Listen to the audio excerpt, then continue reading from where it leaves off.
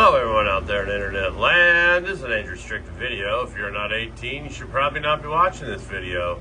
If you are 18 or older, bum bada bum, let's start in the flower room today, folks. Well, just a little disclaimer. I just did, I don't know, about an 8.5 hour pain cycle, at 8 to a 10. It was horrific. I got relief around 3:30 in the morning. Passed out, and now we're up at 8 with the dogs. All right. So, that aside, let's get to the room. We are now at day 5 of week 6, and things are chunking up well. We do have one issue in this garden. We'll talk about that in a second. But first, I wanted to talk about this test section here. Everything we tested, all 9 of these, have turned out to be stable so far. We still have slight potential for some late nanners, but at this point, I don't think it would even be an impregnating issue. However, everything looks very stable, very, very good. And I'm kind of at this cusp of feeding because I'm top dressing. My feedings are lasting about 6 days. I'm coming into the end of week 6. So I'm gonna kind of push one more time, and then 7, I'll probably taper down or off, as in nothing. And then, now I'm gonna go ahead and give them one more week's feeding in 7, towards the middle of 7. And then I'm just gonna let them dip off. And then they will ride out till, I like to go about 9.5 weeks with Paloma and the Z Pie. However, I have a feeling some of this stuff may be done sooner than others, so I will be whipping out the old scope and trying to get some of these scoped out. But that said, let's go ahead and talk about some of these. This is that Z Gush that I just featured on IG today, which is Friday. I get this out on Saturday, but as of right now, this is Friday. This is the Gushing Red number 2, and it is super frosty, super fantastic. Really, really, really kind of sweet and funky. Loving that one. This is kind of that citrus monster. That is the Gushing or Cherry Gush number 1. We've backed this one up pretty well. This thing is really, really, really chunky and really frosty. It's kind of far in the back, so I'm having a hard time getting to it. These Z Gush have kind of come on a little bit later than the others. This one right here is number 4, and it's kind of got that electric green kind of liminess to it, which is looking pretty dang cool. I've got this Cherry Gush number 2 back here, and I haven't really dug into this one to get a good profile as far as its stankiness. And then back here is a Gushing Red. Oh God, I can barely reach this thing. Let me get this guy out of the way. Here it is. This is the Gushing Red number 1, and it also looks really good. But you can see I do have like a little bit of a leaf tip burn on here. So, and their color's really good. So, oh God, that's really, really sweet and fruity and delicious. Not as funky as the Gushing Red number 2 has. Gushing Red number 2 has a more prominent stank on the end, where this one is pretty just sweet on sweet. This Blue Gushies number 2 is the Blueberry Punch Pheno, and it's absolutely gorgeous. Oh man, it was one of the stinkiest ones from the very gate. It came out really strong, really fast. And speaking of really strong, I wanted to show you some of the girthiness to this Bickett dog walker. It is chunking up, and over here you can see that it's chunking up even more. This thing is impressively large, getting some beautiful, beautiful color in this bicket. It's really starting to stack all the way down. Like these lower nugs are just as big as these upper nugs. So this one's gonna stack really well. My shit's kind of haired out this time. Again, I'm gonna say and probably a lot just because of the brain traumatized shiz I just went through. The bicket is a little haired out, so I'm hoping that kind of chunks in and fills out. We've got our cherry paloma here in the back, starting to color out a little bit. Now, cherry paloma will come on in the end. Like I said earlier in the other videos, like in week 8, just like even week 8 alone, it really, really chunks and stacks up well. So the cherry paloma's already starting to look really good. The one issue we had in here was this tiki rain. And so you see how this is kind of already fading out? Tiki will typically fade hard, but it won't fade until the middle of week 7 to the end of week, to the beginning of week 8. And so I'm at the end of week 6 and I'm already getting the fade out. So the one thing about this is it's very prolific in its bud sites. Like if you look around, there's literally nug sites all over this whole section here is tiki rain. So it doesn't produce giant buds for me, but it produces a shit ton of flower sites. And it's pretty solid all the way down and really, really strong smelling. Yeah, the tiki's very, very spicy, jacky, incensey type of thing. Here we have the sticky foot number 3, and this one's chunking up and looking really nice. It's very frosty all the way out. Color is incredible. And this one, to me, of the sticky foots, I'm most impressed with. As far as like smell, it's very, very strongly punch, grapey, berry, very sweet, super, super duper.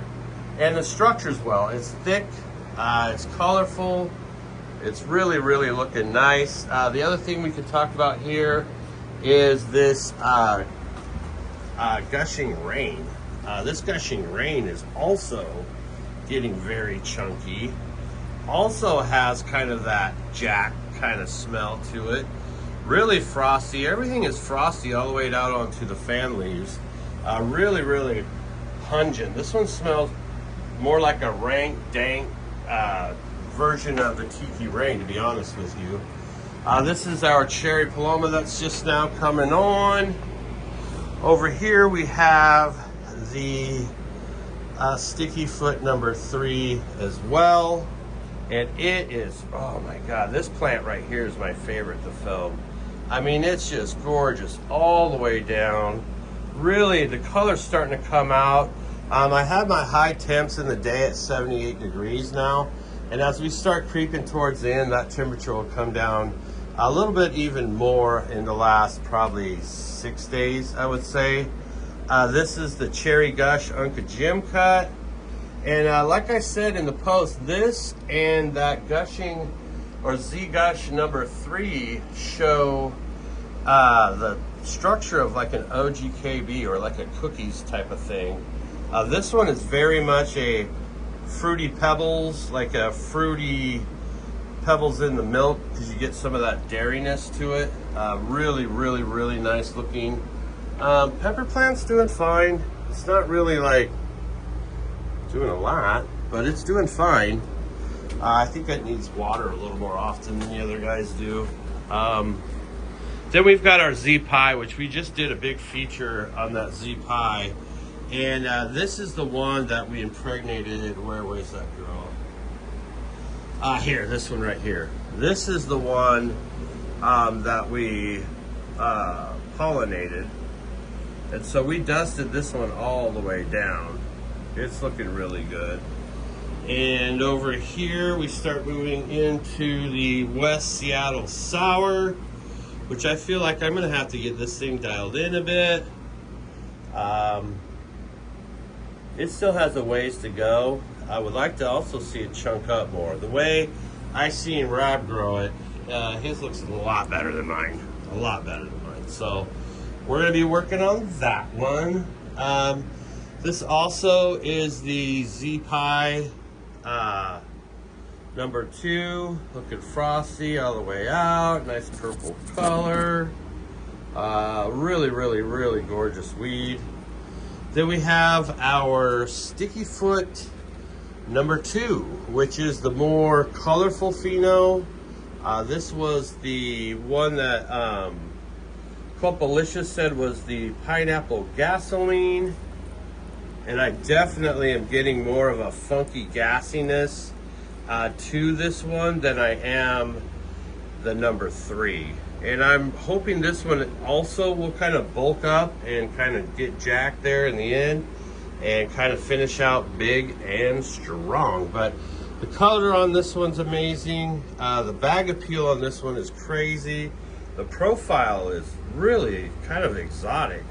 So I'm curious to see how this one smokes. I think this one actually might be really good.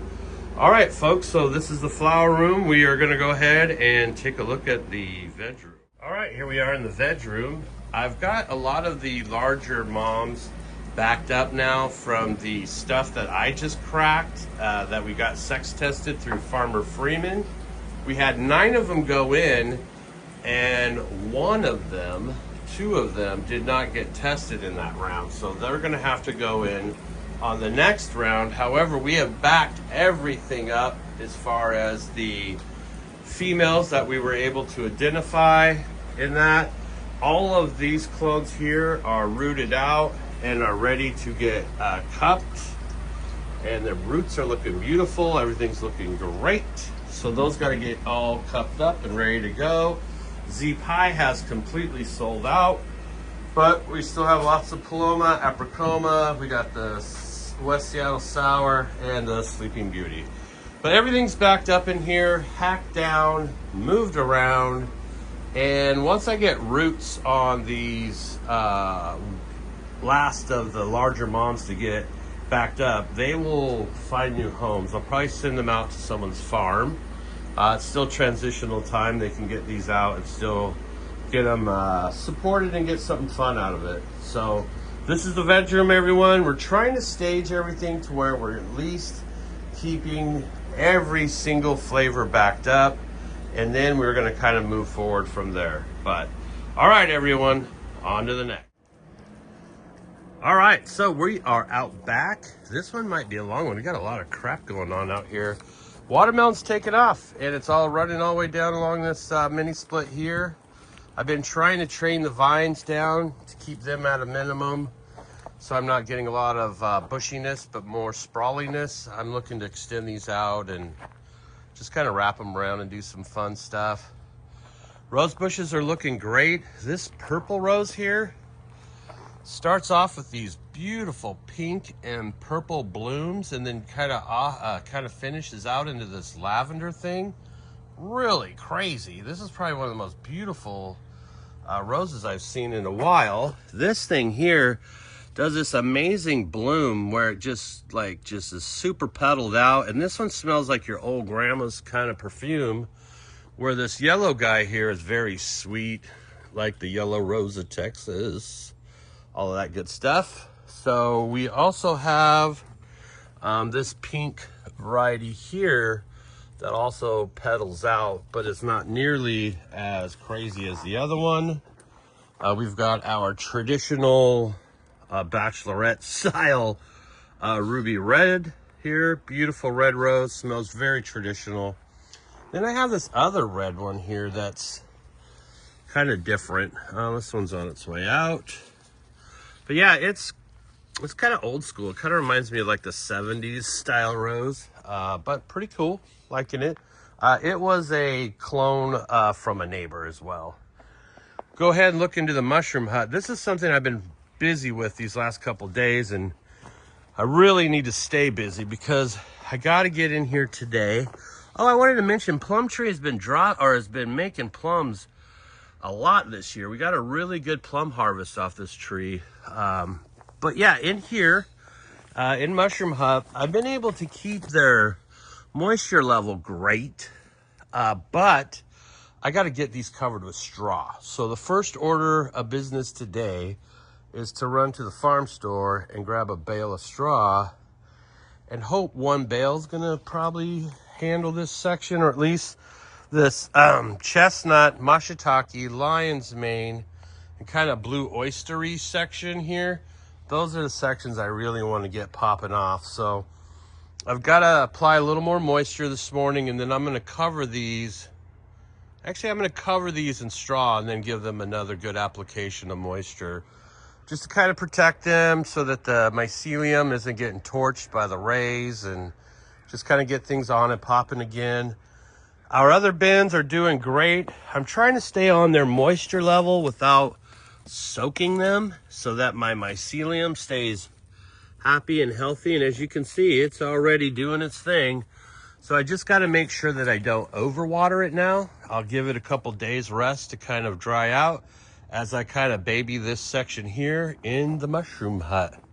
But man, I'm telling you, these plums here, if you let them get too red, they're no good. But if you catch them when they're like pinkish red and a little bit of yellow, man, they're really, really good. We got tomato plant here. This is a climber. This was a volunteer. I stopped pinching blooms about 2 weeks ago, and I am getting onset of fruit here. So I am starting to get some tomatoes, and if these fade to yellow, I'm gonna be really happy. That's my favorite one so far. This little thyme bin's doing well. Cucumber guys popping off. I've been pulling cucumbers off of here. I have accidentally snapped the end of its little run, so we're gonna have to creep around with some more vinage. All of the carrots are looking ready to harvest. They're all doing really well, looking really good. These, I think, I have two types in here. I have this kind of, I think, Denver-y type one, and then I have like this little tiny fat guy. And I wanted to keep these small because my granddaughter likes baby carrots, not giant stump wood carrots. So I definitely went that route. And so I'm gonna get these out of here, and I'm gonna start slicing these up and getting these ready for a ferment. I have my rice wash under the sink, and it should be ready either today or tomorrow to go ahead and make my lactic acid bacteria and my farmer's cheese.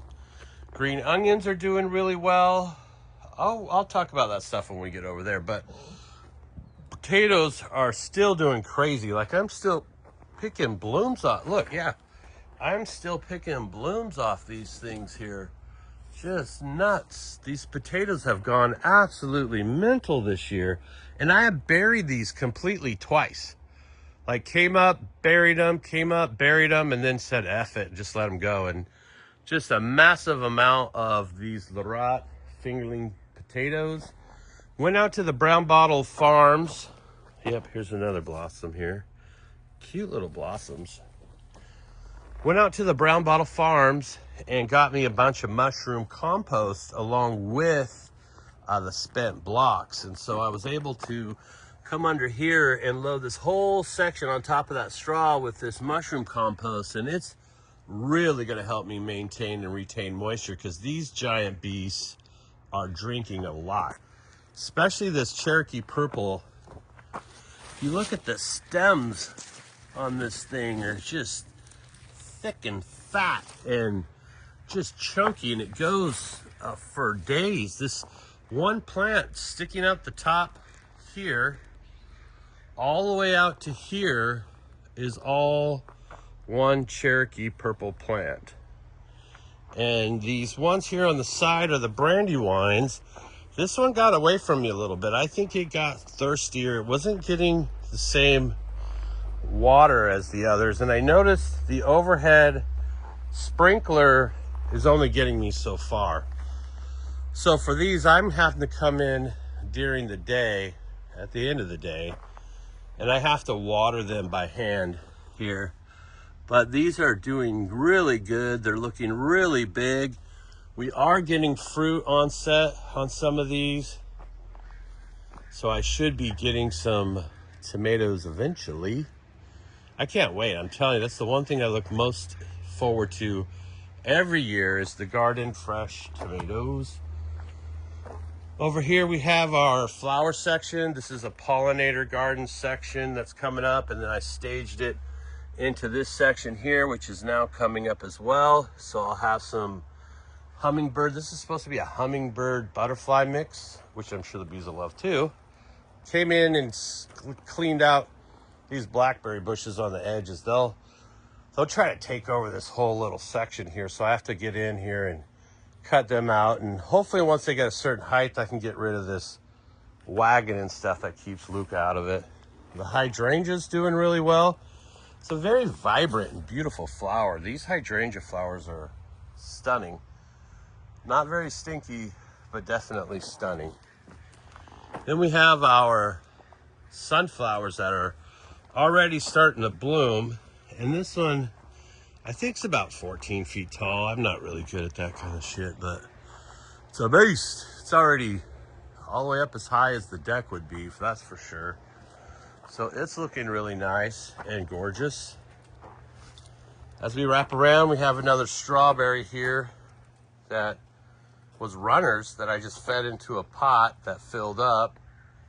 This chili pepper I didn't think was gonna make it. This was like this really small, scraggly looking dude, but it's popping out. It should be a little ghosty pepper. It's got some, starting to get some blooms on it. This is a carrot bin that was extra seed. I did not thin this out, so I'm not really sure, you know, what kind of size-wise carrots, because if they're overcrowded, they don't like to flex. This is that organic brandy wine. It's Bowman, looking really big. It's already up into the bamboo, and I'm kind of hoping it will kind of lean into this bamboo section and I can tie it off a bit as it starts getting fruit on here, because some of these Brandywine tomatoes, last year I had one that was, I think it was 28 ounces. I mean, just really big old tomatoes. It might have even been more, 31 I think. And this is the Manzano, looking really beautiful. Color's good, the blossoms are good, but they have not yet to have anything pollinated. I have 3 around, 4 actually. So I don't know what these guys need to do to get with the program, but they need to get with the program. This black Krim is setting fruit. I'll have me some heirloomies here in no time. I had to strap it back because it was leaning over on top of Pepper Guy here. And then our Lemon Boy, I think, was the first to set fruit. And it is also a very beastly plant. Very thick, very thick. This one dehydrates really fast. Like at the end of the day, it shows the most kind of dehydrated heat stress. But that's its fruit set right now, which I'm stoked. I haven't had the Lemon Boy, but I did have a really good yellow tomato last year, but I don't know what the name of it was, so I'm hoping we're in the zone. These Manzanos are doing all right. This one's starting to stretch out and get out here to where the sun's at, because it was getting overshadowed by this sunflower, but as you can see, it's getting inspiration, man. It's shooting tall. So I'll just kind of bend this guy out here and let it hang out in the sun, get a little sun bath. Pumpkin's doing good. I think I let this get away from me as far as hydration as well, because I noticed it was stalling out as it was reaching this outer edge.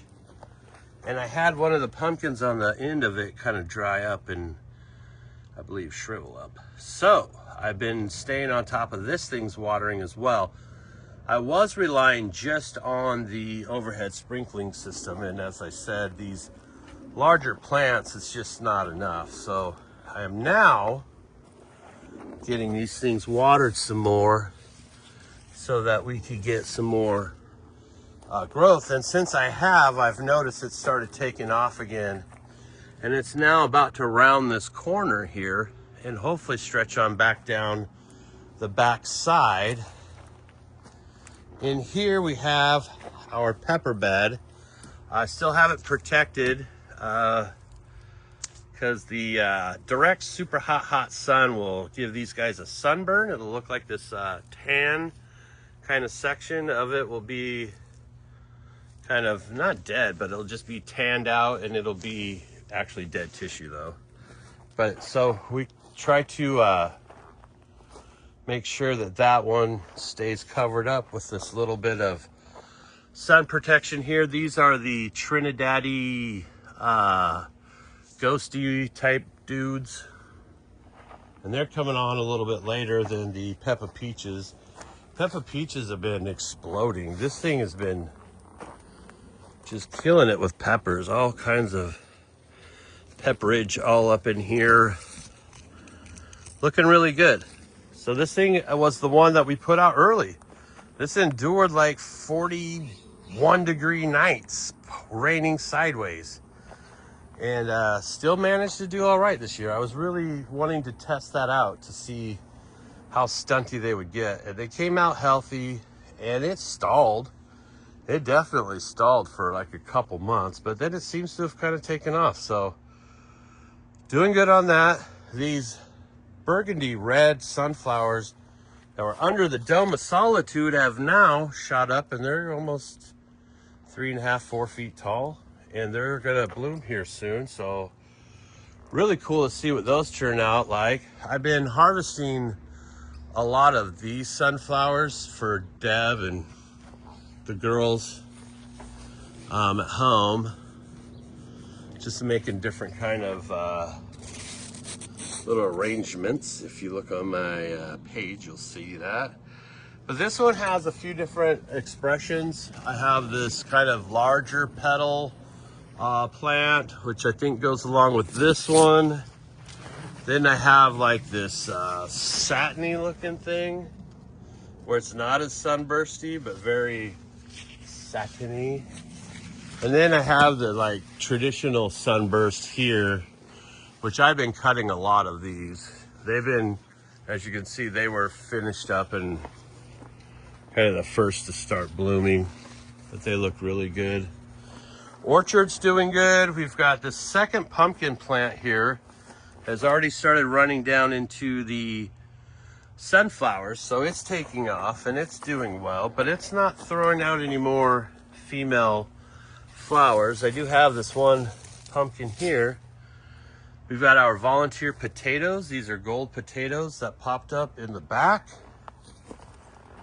And this is a volunteer pumpkin that I think will probably be a white one if it ever does anything. It's kind of getting choked out back there by the raspberry bush, which is doing crazy.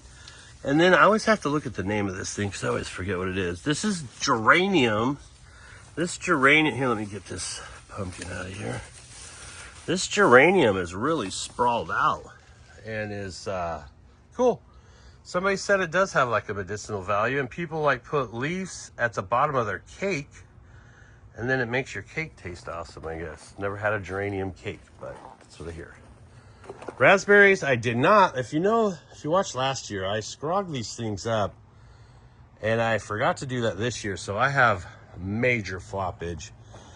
And if you lift this up under here, this is where all the goods are. So a lot of my berry production is laying not all the way down just because I have this fencing here, but a lot of it is kind of flopped over to the side. And these newer canes are newer this year, and so I don't know that they'll produce this year. They'll probably come back and produce next year. But this whole section, as you can see, compared to when we started, has completely blown up. So I'll trim these back, prune these back again this year, and I'll kind of prep their bed with some straw just to get them through the winter and keep them happy. And then next year we'll have some awesomeness. Continue the love. Greenhouse is a little dirty in here. Just finished up that project with the breeding project. As you can see, these are all looking good. We switched out our Z Pie male for a 9-pound hammer male. We've got our peanut butter pie from Your Mailman Grows, which was a raw genetics thing. And it started out in like a solo cup. And look, it's already really taken off. And all of these are doing well. This is that Cherry Gush, the Uncle Jim Fruity Pebbles in the Milk cut. And all of these are going to get impregnated with this 9-pound hammer. However, as you can see, I'm going to have support issues. So, strategy, I think I'm going to drop all these down. I'm going to throw up a scrog.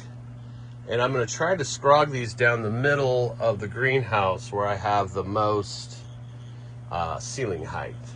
Strategizing these larger ones right down the center. So, this is the greenhouse project. It's going to be hopefully fully transitioning and going into flower in a timely fashion where they're big enough to pack on a ton of seeds, but not so big that it's a nightmare. All right, let's go ahead and pop around. We will take a look at this last row down here. Pumpkin plant still doing good on this side. Pumpkins are still developing. I did have the dogs eat one of them. They popped one of them off the vine and carried it off. Was it a cute little ball, I think? That's what they were looking for anyways. Volunteer potatoes here are doing well, still doing good. This is that apricoma, which I'm gonna have to get some support system in for it. Oregano's doing really well. Some of it has seeded out, but I hacked a bunch of it back, and so a bunch of it is not seeded out.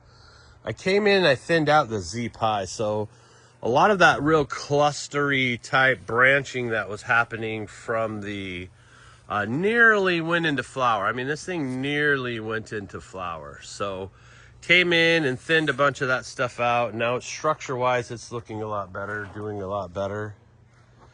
And David brought me some peppers. It's a little late on those, but we'll see what's up. We got some rosemary here that's still doing well. The other rosemary bush that was identical to this is completely choked out by the potatoes right now.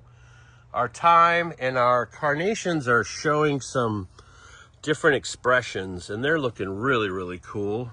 That's not really your traditional strong, thick-stemmed carnation, but very fragrant and very good. Herb section's doing well here. This tree, I think I'm just going to shit can this tree. I planted the other one out front, which I will show you here in a bit. Cucumber guy has been really banging out the cucumbers. This has been a really productive plant. I mean, I'm already like getting to the point to where it's like, I don't know how much more cucumbers I need. But this thing needs water nearly daily, like daily, twice a day. This is my sage section, which has kind of dominated this little herb section here now. And here is our strawberry project we did where we had these runners as I was supposed to get in here and thin these out, which is a project I just really haven't been highly motivated to do yet. But I really do need to get that figured out. But all of our little runner project worked out good. They got cut free from their you know, they have this stem that comes out and feeds them until they get rooted and established. And so then I just snipped that off, and I've got strawberry plants. I got 2 or 3 in each pot, and I've got 4 pots here. So we were able to propagate some more strawberries, and these ones are really good. I'm excited about that. Then we've got our Thai basil. I'm still out here pinching my ever-loving brains out. I even fully mowed this thing down. We don't want this to go to seed, because once this thing starts bolting, it's pretty much I should just harvest it and be done with it and replant something else, because it's just going to continue to bolt, especially as this weather starts getting hotter. But I already mowed this thing down completely once and got a really good batch of herbs off of it that are already dried up and ready. And so I just was coming in here, and I would just come in and I would really go to town pinching off all these blooms to make sure it's not signaling to the plant that, hey, I've made seed, I'm flowered out, we don't really need to do anything more but finish this flower process. It's kind of what you don't want. So I just come in and I pinch all those out and try to keep it going until you just call it. Like I said, you'll just say, okay, well, this is going to continue to bolt out, and so we might as well just go ahead and end it. And we've got our other Manzano here. This guy is bigger than the, fuller, bushier. However, it also is hungrier, and it got slipped away from me a little bit. As you can see, there was a little bit of yellowing down in there on that one. And now it's much fuller. David came by and brought me some native tobaccos. I got a few different tobacco plants in here that are not native to Pacific Northwest, but, native to the Americas. And then I got a little sage guy in here in the middle that came along with it. The peppers here are doing good. I'm starting to get some more of the spicy Scotch bonnety pepper production out of this bigger one here in the corner. The other ones are catching up to it. These, of course, these Peppa Peaches are just prolific. They're kind of ground crawlers too. They're not real stemmy and bushy. Doing good. We've got this rose bush over here that I've been feeding. Lilac tree is nearly choked out. I got to deal with that this year. Harvested all of the beets out of here and got another round of green onions, spring onions put in. So you can see they're just now starting to pop up. Over here we got us a little butternut squash, which was volunteer from that drawing up the earthworm project, where I was drawing up earthworms into these bins by putting these squashes down on top. And I don't know where that other thing went, but right down in here, I don't know if you can see it, is a mullein plant that was a volunteer mullein that came in from some of the seed I'd collected and put in the yard last year. This tomato is also starting to set fruit, and they're climbing up these. These are concrete mesh. So instead of buying the cattle panels, which were a lot more expensive, I just got these concrete meshes here, and I'll go ahead and train this up and over, and I don't know what to do after that, but we're going up and over, folks. But yeah, this is the garden. Everything is looking great. Really stoked to get some food and share some food. It's nice to be able to share with my neighbors, my families, and my friends. All right, everyone out there. What do you say, Luca? Huh? What do you say, buddy? Growers love.